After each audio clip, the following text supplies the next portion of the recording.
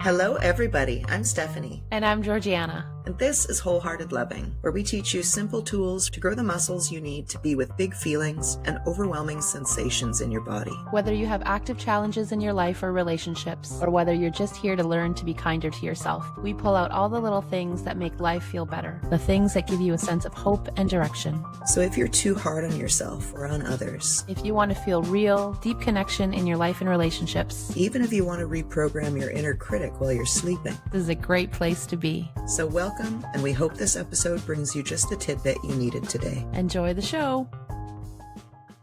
Hello, everybody. Welcome. Today we're going to be talking about Taylor Swift.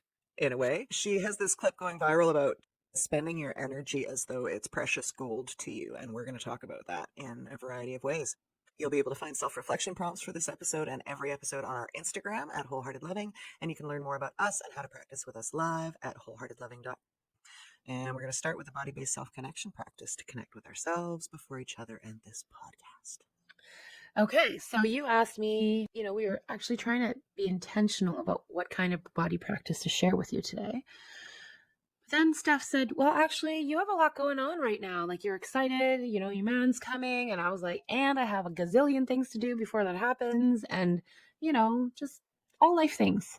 And so Steph said, well, with what's going on inside you right now, what do you sense your body needs? And can we use that as a practice? So I said, yes. And I said, I want to shake. That was the impulse, is to shake. And then I thought it was funny because Taylor has a song. Shake it off. She does. And I don't know all the things about Taylor Swift. I admire her and respect her for the way she handles herself and her ability to help people connect to joy. I really love that part about her, but I don't know enough about her to call myself a Swiftie, but I admire her woman to woman. But yeah, I felt the need to shake. And and I think what I'm noticing is when I shake intentionally, I create a sensation that's bigger than the one that's already there. Oh, yeah. And then I get to feel this one instead of that, I don't know how to explain it. Yeah. Half swirly. Regulating diversion. Yeah. And then after I shake, I like to hold.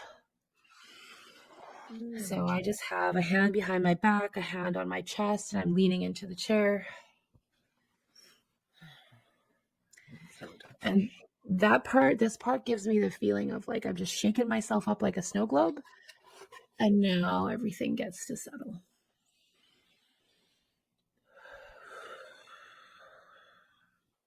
Oh, I could really go for a weighted blanket right now.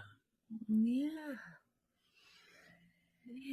Well, maybe when I come, I'm going to go to Home Depot and buy you a bag of sand.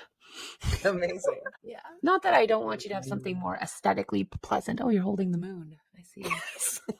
Waving myself down with the moon. Great. Yeah. But we work with what we have. We do. Yeah, that's true. Just put the moon away. Are there things you want to say already, or shall I play this clip? I just noticed that when I heard this clip, I was like, there is so much in this one clip. And I felt excited. I felt excited that Taylor has such a huge audience and platform. Mm-hmm. And when someone has a huge audience and platform and they say something in a way that I think really resonates with people, in a way that supports people to be kinder to themselves and more intentional with themselves, I'm a heck yes to that. I got so excited, and it stirred up so many other things that I think we can reflect on from that short clip of her speaking about energy. So I think it's nice just to begin. I love the first thought that it brought up for you. I had a first thought of what it brought up for me, and we'll just sort of see what comes up. Do it? Okay, I will play it. We are not technological marbles, so let's... I have so many friends or acquaintances or people where they'll see one comment they don't like, right, and it will ruin their day. It'll ruin their night. And I just want to say to them, you should think of your energy as if it's expensive, as if it's like a luxury item. Not everyone can afford it. Yep. Not everyone has invested in you in order to be able to have the capital for you to care about this. Right. It's what you spend your energy on, that's the day. That's the day. That key is so important. What you spend your energy on, that's the day. right? Because your day is made of moments. And we've talked a lot about, are you noticing choice moments in your day? The day is full of choice moments. Who are you and what are you giving energy to on any given moment? And you add that all up, you smush it all together, and there you go. That was your day. And so, in I a guess way, what life is comprised of. it is what a life is comprised of. And in a way, the good news of that is it means you have agency. You get to choose. The bad news or the hard news about that is you have agency. My whole vibe when you said you have agency, I was like, yeah. Well, that's what a lot of people will say. They're like, I don't like not having choice in my life, but holy crap, I don't want responsibility in my life. Right? Well, Well, as much as I don't want responsibility, I also don't want to dash other people's hopes and expectations, right? I would happily tuck myself and my needs away to never ruffle anyone's feathers. So well, I that's thought, your old self, I was going to say. Your yeah, old self for sure. is. And Yeah. so I think you and I have had different initial things come to us when we heard that clip. And I really love what came to you because that's not what came to me. And I find it a very valuable way of reflecting on ourselves and our lives and how we're currently wired. Yeah. And it's scary for me because it means that I'll have to, I guess, piss some people off. For me, what came up to me when I heard that clip was, yeah, my energy is for specific things. I have a purpose here, and diverting it, like my energy is not for awkward dinner parties or like handling other people's ego dramas, and that means I'm going to have to say a lot of no's, and I'm going to have to like disappoint people who are not open to that. I want us to pause here because I think this is so important. Just this prompt, if you could tease this out, my energy is not for. I think that's a really important prompt to practice and play with. Walk around your house, journal, screaming at the rooftops on the mountain, whatever you want. Start getting clearer about what your energy is not for. And like a lot of times we want to focus on what our energy is for. I think it's also important to name very specifically and intentionally what is not for, what it is no longer available for, Yeah. right? Because it's almost like a declaration, Yeah. right? When you say that. So, would you be willing to just hang there for a minute or something and use that prompt and like help us get a sense of how we can use a prompt like that to become more aware of like what doesn't feel good for us, what we don't actually enjoy, what does not light us up? Yes. Okay. My energy, the first thing that comes up is my energy is not for bullshit. My energy is not for wasting. My energy is not for distractions. My energy is not for managing other people's desires for me. I was going to say expectations, but sometimes my energy is for managing other people's expectations. It's nice to have a nuance there. Yeah. Okay. And maybe just notice, is there more that's coming or does that feel complete for now? Yeah, I think that feels pretty complete. Okay.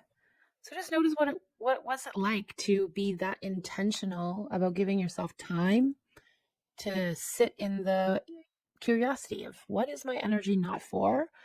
And then what is it like to speak it out that clearly? It's, I think, like a commitment more. Those are all things I was aware of and I was doing, but like it's like I'm declaring them. Yeah. Right? It's powerful. And so if we were to play with, shadow and light and duality and the flip side, what is your energy for?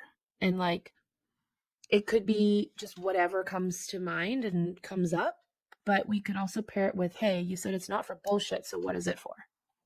Yeah, my energy is for honest authenticity. My energy, broadly speaking, is for helping people in authentic ways, in practical, tangible, useful ways that don't harm them. And the most, like the purposey thing, is that my energy is to help people transform through creative and connective endeavors. And the reason that that's important is because I know for me to have that creative, connective energy, like literally enough to have me not be exhausted and to be able to be in a creative and connecting space where I have energy for people and thoughts and space for downloads. I need a certain amount of calm and peace and time to myself in ways that are not socially acceptable in Western society, right? I have to say no to things when other people are going like, oh, come on, we've like jammed our schedule full of everything. Come on, you could. And I'm like, I could.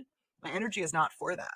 I'm not going to squander my energy on your anxious expectations of what people should do in a day, because it's actually, I'm reserving it for something that's important to me and the world.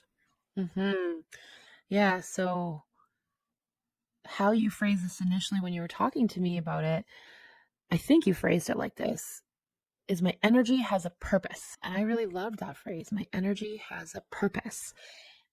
And so it's good to know, what is the purpose of your energy in terms of what is actually authentic to you? And then assessing and being curious about, if someone were to watch what I give energy to, time, emotional energy, practical energy to, what would they observe and think is the purpose of my energy? And do they match? Are they congruent? What I claim to think that my energy is for, is that what I'm actually using it for? That's a really good little energy audit. It is. And I think it's worth noting that I didn't spring from the womb knowing my purpose. And I spent a good 35 years having no idea what I was doing. And this is information about what your energy is for, what your purpose is, what feels true to you, is a process of discovery that all of you are able to do. Right. And I want to note here that sometimes when people hear the word purpose, we freak out a little bit, because purpose can feel like such a big thing. Like, I don't know what my purpose is. Oh my gosh. And like, I haven't given that enough thought. Or, I thought I knew my purpose and now it's like got crumbled and crushed and now I have no idea what my purpose. Purpose could be that, but purpose could also be really simple and small. A purpose is to have moments with people who really matter to me. There you go. You got a purpose.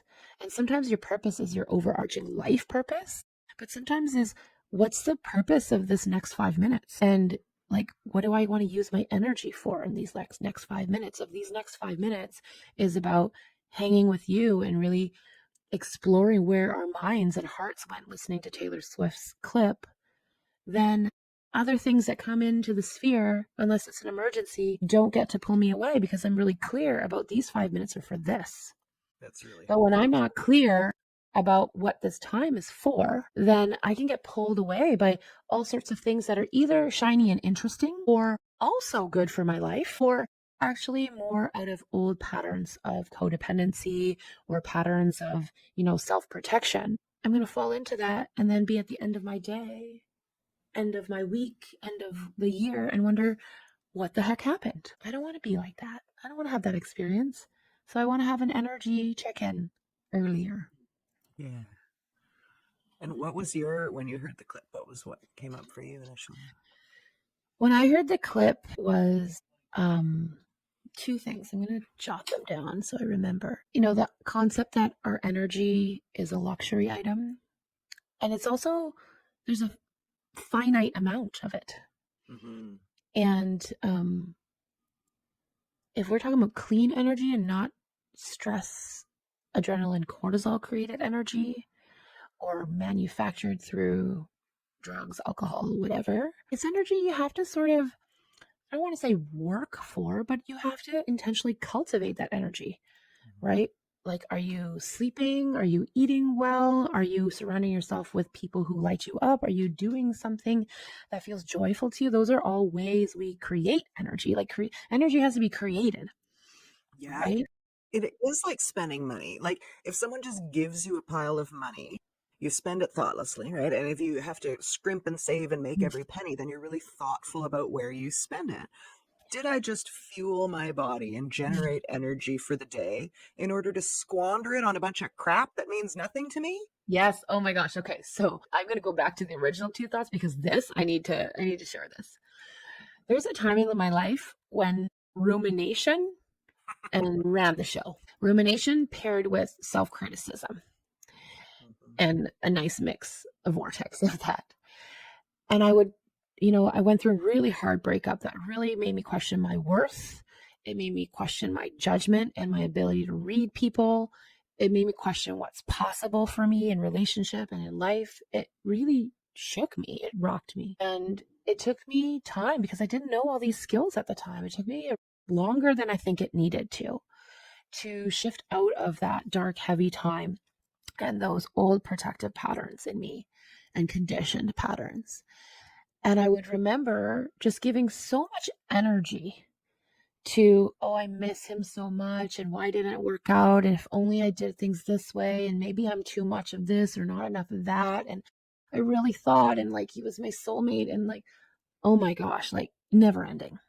And like, luckily, if I want to call it that, I was also able to be highly functional and like take care of the basics in life and do good work out in the world and take care of my children. But it was a constant. My mind was constantly going there.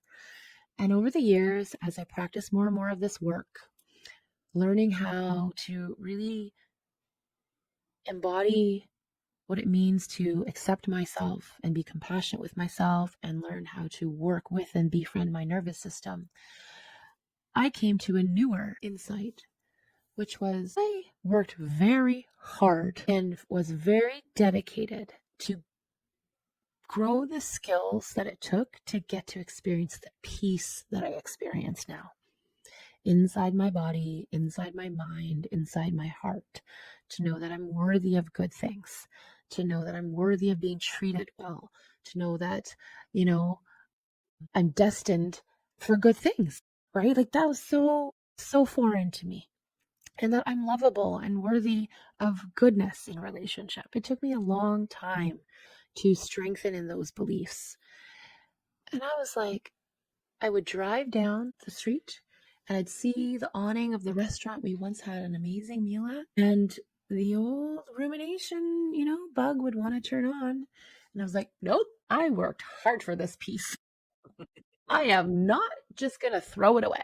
I am not throwing it away and giving my piece over to you. I'm not going to do that. And that is something that sometimes when we're in the thick of it, we're like, heck no, like I'm not going to, let you have power over me. But that's from this like more defiant, like I need to push myself to believing I should do that because that's not good to think about you. I was like, no, I think about you when I drive past this restaurant. I have a pleasant moment feeling and I have the beginnings of some really icky moment feelings. And I'm aware of them and I'm choosing in that moment what I give energy to. And it was really important for me to recognize I learned to heal and grow in order to get to experience peace and trust and hope and confidence. I am not just going to give that away now to anything and anyone. And so it was really important for me to see I have now become not just the creator and the co-creator of my own peace and well-being. I am now the protector of it. I'm the curator of it. And this is what she's saying is like, are you the protector of your own peace? Right. And I want to be the protector of my own peace. I want to be the one in charge of where my energy goes. Mm-hmm. Or at least I want to say, like, come on. Yeah. It's like we think we have an infinite source of energy. And then we spend all day ruminating and crapping on ourselves and wondering why we feel exhausted and uninspired at the end of the day. Mm-hmm. I wonder if you have 1% battery left on your phone, you're going to look at the crappy comments section. How do we spend our energy? Mm-hmm. Ruminating. Our brains take up 20% of our energy in a day. What are we doing with it? Yeah, and this is not about shaming ourselves for ruminating. It's just recognizing there's choice here. And if it doesn't feel like there's choice here, that's just letting us know there's nervous system stuff going on here. There's some activation going on where it leads me to believe and physically experience that I have no choice. Right? But if I am curious and if I'm willing to tend to my nervous system and learn how to tend to my nervous system, I'm going to be able to grow this gap where I might entertain the idea that there could be choice. Right? And that's where it begins. I'm not saying if you don't feel that you've got agency and you feel empowered right away, that something's wrong with you. I'm saying that's really normal and to be expected. It totally is. Yeah. And we actually have the skills. We are talking about this last episode, like inverting the skills. I think when we talk about rumination, we assume probably a negative context there, right? Like, because automatically our brains are going to negative patterns, unless we are in love or there is the potential of love, at which point we rename rumination daydreaming, and suddenly our head is a nice place to be, right? I love it. It's true. These are options that we have, right? External factors will obviously affect our rumination, but at every point we have a choice what we dedicate our mental energy to. I would like to step into the confessional right now. Is that okay? Yes, I will hear you. I'm a minister now, so I will receive your confession as though I was thinking more like the Love is Blind confessional. Oh, yes. Okay. Talking heads. Here we go. But, if you have a religious background and you relate to that, that's okay too. Confessional, being truthful with ourselves and being witnessed in that truth. That's what this is about. When you said, well, listen, we do this already anyways. The opposite of rumination is now daydreaming. And I'm like, my goodness, Stephanie, you mean that was my life? I was either ruminating or I was daydreaming, or ruminating or daydreaming. And I actually remember like walking into grade 11 English class or whatever. And it was a choice point. And like, it's blowing my mind right now to have to admit this to myself. I was actively choosing. I'm like, okay, gotta sit in this desk. Which boy do I want to daydream about now? Yeah. Right? Or like, which crappy thing am I going to think about now? Like, I actually, in hindsight, can like rewind the video and be like, no, I was choosing that. Yeah. It wasn't happening so fast that I had no idea. I remember going into class being like, oh God, I got to read that book again. Which boy do I want to daydream about now? Or like, 100%. What crappy thing did my dad say to me this morning that I want to feel even more like just about like it's, screw him. Right. And I only knew how to be in those two places and flip flop back and forth. I didn't actually know how to be in like what's actually here right now. Right. And where do I want to put my energy right now? Yeah, you're reminding me that I used to have active fantasy time, and I'm sure it correlated with like pubescent hormones were inspiring this, so an external factor. But I used to have to go see plays with my parents like every 3 weeks till I was 16, and nope, that's not for me. So I'd be like, okay, great, like I'm going to fantasize about the boy at figure skating for 2.5 hours. Like I was looking forward to that time. That's liked going to the plays. I guess so. Your parents like, let's take her again. She seems to have so much fun. We should see this next play and that next play. Season's tickets, babe. Yeah. So, all of these realizations are really important. And I hope that what you sense in hearing this confessional is it's with the energy of wonder and awe and curiosity and like, isn't that interesting? It's not from the place of like, what the heck is wrong with me? Or I wasted decades of my life. I mean, my old self might have gone there. But notice if you go there, if you're open to the idea that maybe one day that wouldn't be your default. That's all you have to be open to right now. Right? You don't have to be able to do anything different or even willing. But just are you open to the idea that one day it might not be my default, that when I look a little closer at myself and my patterns, that I go to criticism and shame and guilt, right? Can we circle back to this energy being a luxury item thing? So what it stirred up in me, I was working with a client actually the day after that clip came out, and it felt very fitting to share it with her.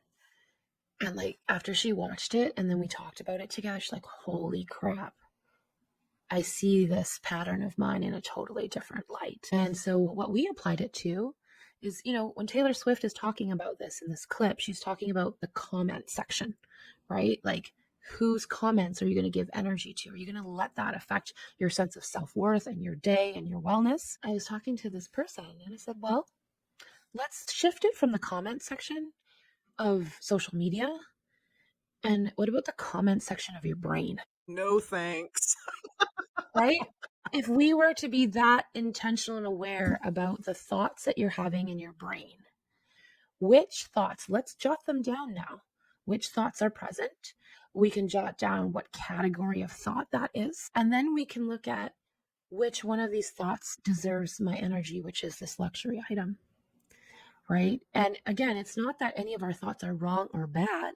It's just how much attention and energy and time you give to them. And if you're giving a thought that's not particularly great feeling your luxury energy, that's not bad or wrong. But the piece that's missing, I think, is, and what are you going to do with that awareness now, right? So if you go to, man, I wasted all these years of my life, doing XYZ or like ruminating or daydreaming. Okay, give it a moment of the energy. Now what do you want to do with that revelation? Mm-hmm. If I spent a lot of time and I feel like I wasted decades of my life ruminating, how about the next time I ruminate, I pause for a moment and just recognize it's happening. And all of a sudden, it wasn't just, here, let me throw you all my cash. Take it. I don't care how hard I had to work to earn it. I will give it to you. And you can just burn it right in front of me, right? It's okay. Well, that is good to notice. Now what? And that's another phrase I really like. So now what? There is a wonderful relationship analogy in here somewhere for people who are dating and what they're giving their energy to and what they're accepting into their lives. Mm-hmm. Right? So yeah. So what are you accepting? What behavior are you accepting and giving energy to?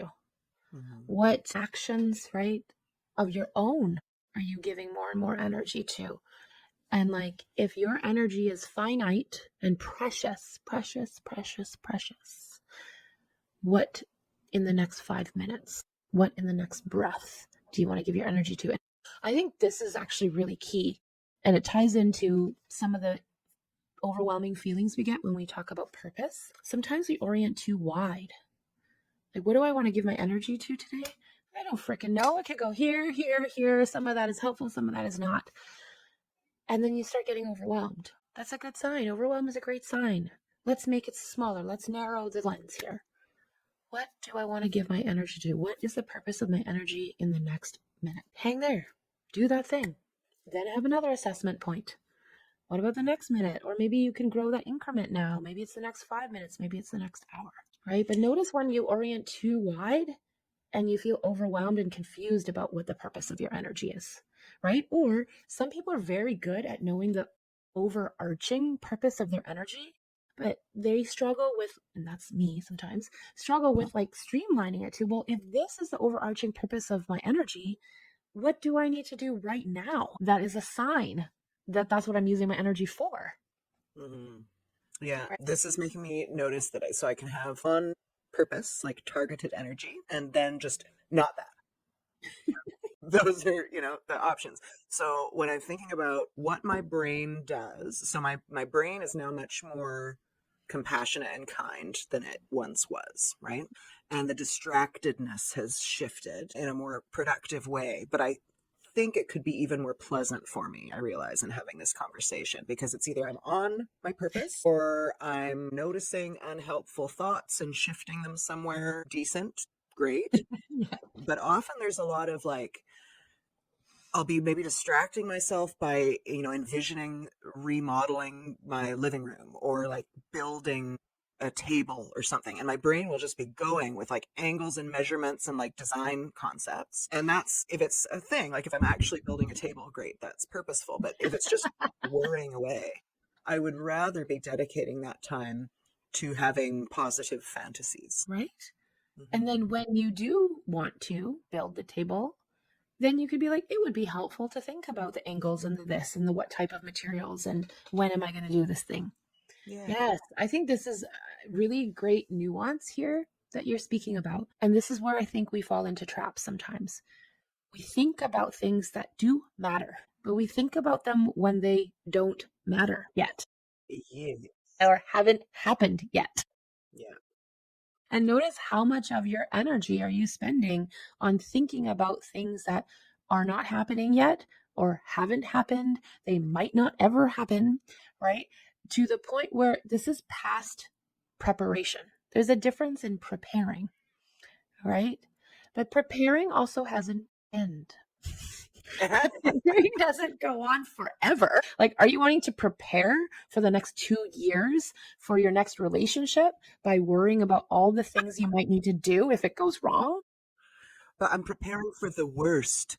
And we never know when the worst might arrive, and it could always be worse than it is. And I have to prepare by thinking. Yes, yes. And the laughter here, I know on my part, I'm pretty sure on your part, is just the sweet laughing with our old selves, right? With the parts of us that this was very normal, this was how we lived. This might be how you live right now. We're not laughing at you.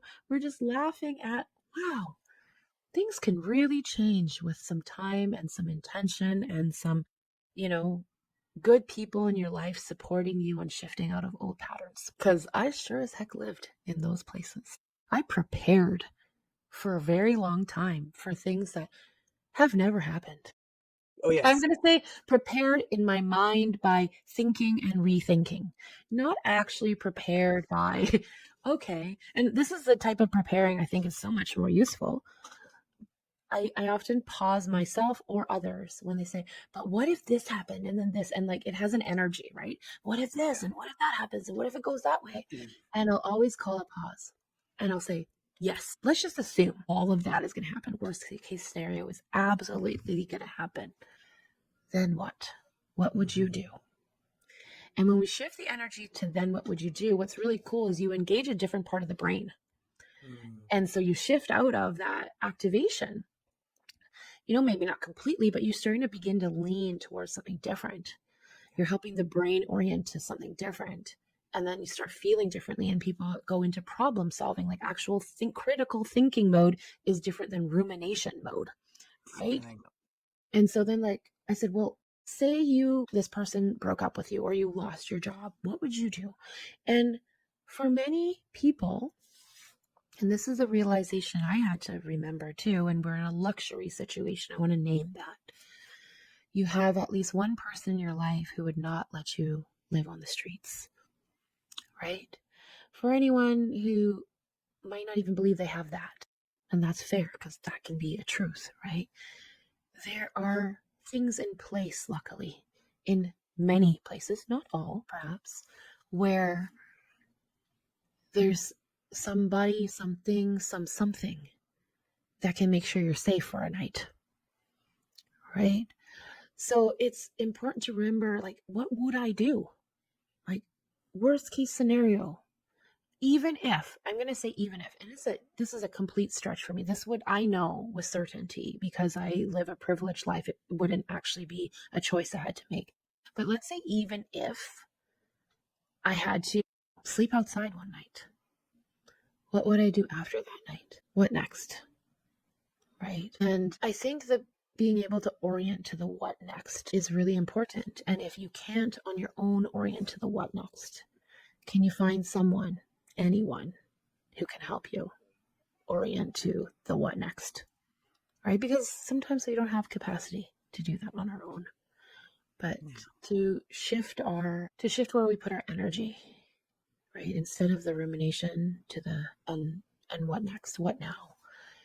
And I'm saying this, and it's not to minimize when we're in the nervous system states where we really can't.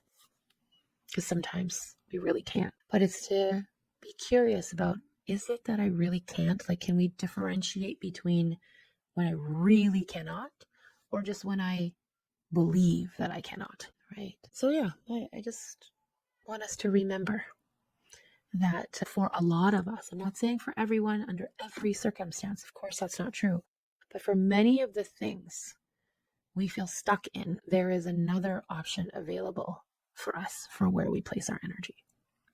Hear, hear. And I'm so glad Taylor Swift and her 50 billion followers maybe heard this message and can take it to heart. Yeah.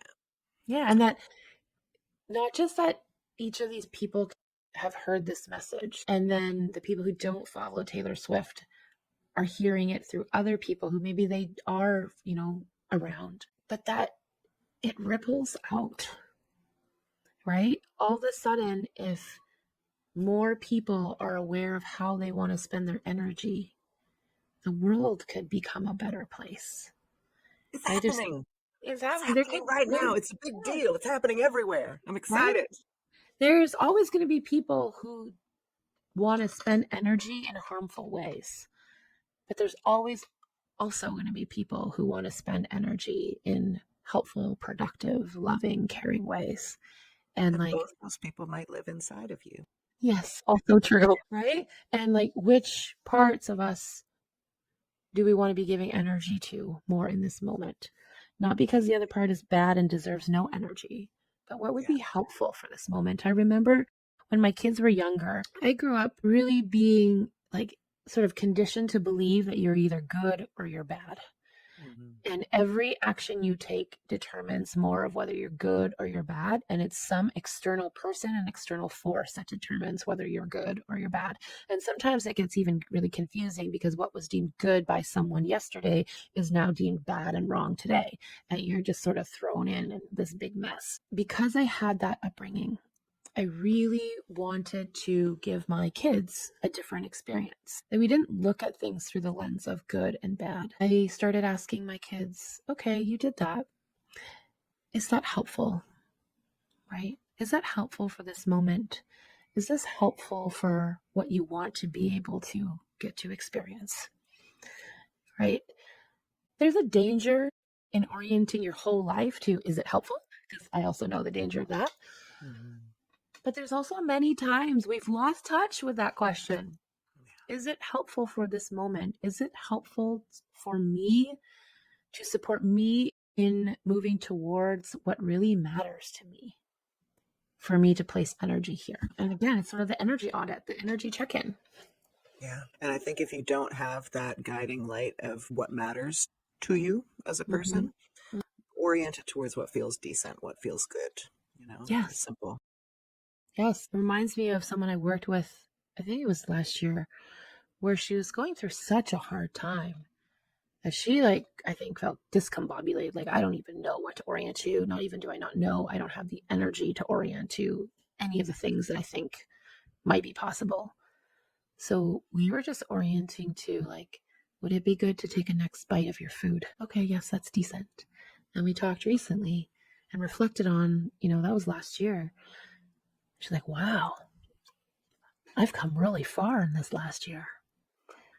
I didn't even know at the time. I needed support to know that the next decent thing was just eat another bite of yogurt, right? And sometimes that's where we're at. Yeah.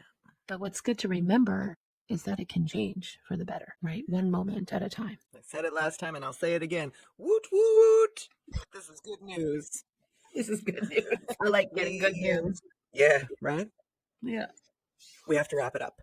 So, anything else that you want to say before we do a closing prayer? Check in with where your energy is going, where your energy sort of went to today, where you were throwing your money away, and what you would like to spend some of your energy on in the rest of your day.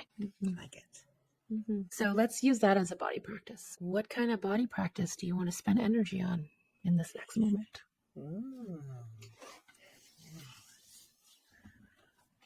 Lymphatic drainage, baby. Nice. I want to feel my neck supportive.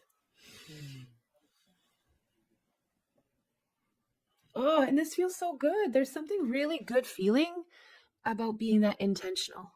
Of I want to spend this next moment of body connection on this, and then actually doing it and feeling that you're doing the thing you wanted to do. Nice. Yeah. Minutes of helpfulness for oneself. A great thing to accrue. Yes. Thanks. Agreed. Yeah. Okay. Well, thank you. And thank you to Taylor Swift. I didn't think I'd say that on this podcast, but here we are. Thank you, Taylor. So as always, thank you guys for being here. Please do like, follow, and subscribe. And if anything we've said here today or Taylor Swift has said here today has been helpful, please share it with somebody that you care about. And we'll see you next time. Bye.